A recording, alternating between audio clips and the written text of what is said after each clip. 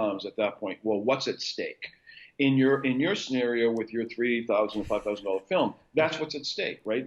That's your world. That's you want to create that world. And as a filmmaker, I encourage people to do that because that's where you learn how to do all of this, right? Because the process that you went through for a $5,000 film is no different than the $5 million film. You're still going to go through the same process. The difference is that the stakes are higher. Right. And now, in your scenario A, you're the only person that you're accountable to, or the few people that might have helped you financially to get to that point. In my world, you got investors who are going to be breathing down your back, and they're not only going to be breathing down your back, but if you mess up on a $2,000 or $3,000 film, you can recover from that and go make another $5,000 film and then a $10,000 film. Sure. If you mess up, especially if it's your first one, if you mess up on a $2.5 million film and you can only recover $250,000, you're not making that mansion, my friend. You're in deep trouble. Number one, and number two, now what inevitably happens is that same filmmaker gets a bright vision for the next film, and they want to go embark on getting number two done, right? And they're so buried in number one that they're $1.5 million behind, right? And then on top of it, you got the whole distribution thing that happens on top of that. So where I'm coming from is this is what I tell people. There's sort of two paths you can take when it comes to this business. There's what I call the pitch and sell, and then there's the DIY, right? The pitch and sell, I know writers that are great writers that just want to write. They just want to write. And they write really well. And they're out asking people like me, hey, do you want to buy my script? Right? No, I don't want to buy a script. Because I don't buy scripts. I make movies. Like there's a difference, right? So but there are people who do buy scripts. And you can make a living, and I know lots of folks who do, and you probably do too, that make a living writing scripts for other people to go knock yourself out. And once that check clears, they're good. They don't care what happens to that project. And because they got 10 more behind it or 20 more behind it. So that's one avenue. The world that I live in is to produce your own material and maintain both the creative control over it, because you'll lose that in a heartbeat. Otherwise, maintain the creative control and maintain the financial control so that you're the rights holder. It's your story. You wrote it. You own it. And it stays that way throughout the whole thing. So you can reap the benefits.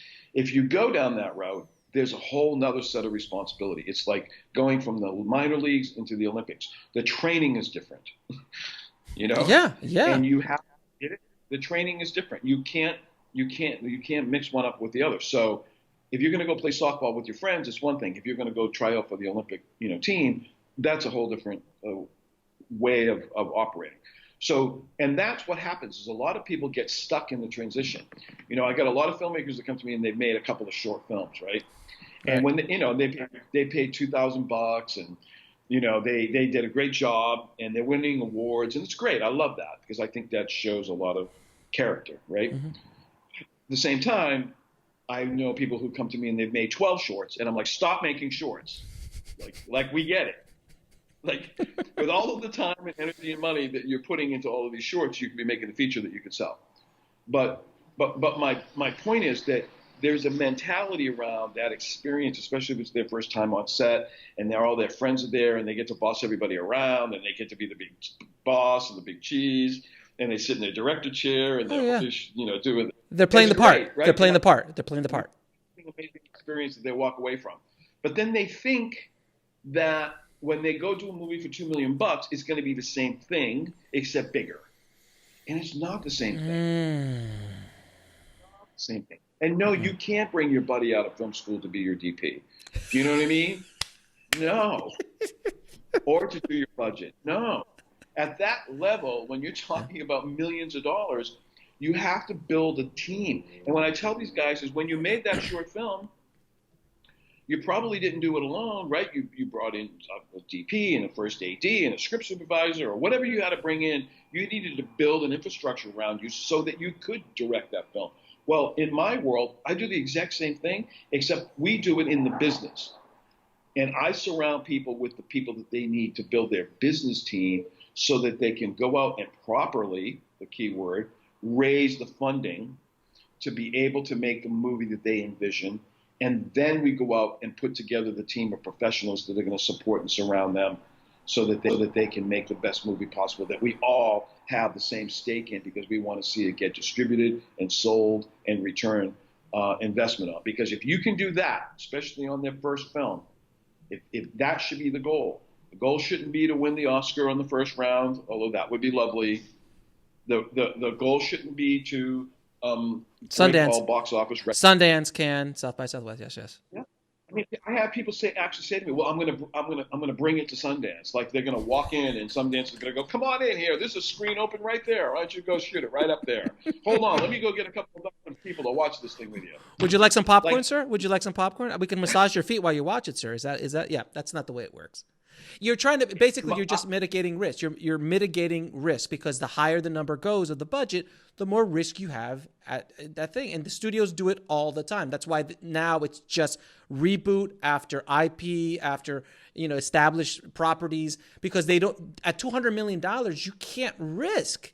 It's very difficult. Like Avatar was the last time I saw a studio take a $500 million risk on a new IP, but it was James Cameron and he could do it. That's why it's always reboot, IP, because they can't risk that much.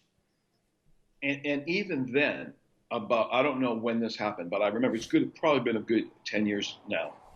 There was a time when there was never any such thing as seeing two studios on one film, right? Everybody was competing with each other. It was either Paramount or Universal or WB. Correct. Now you see them working together, but for that reason. Because if they're gonna work on a $150 million project, why don't we put up $75 million each and share the risk and utilize our resources instead of fighting with each other? Why don't we join each other and make this thing a huge hit? And that's what's been happening now, is that they've started to smarten up and team up. And then there's Cats.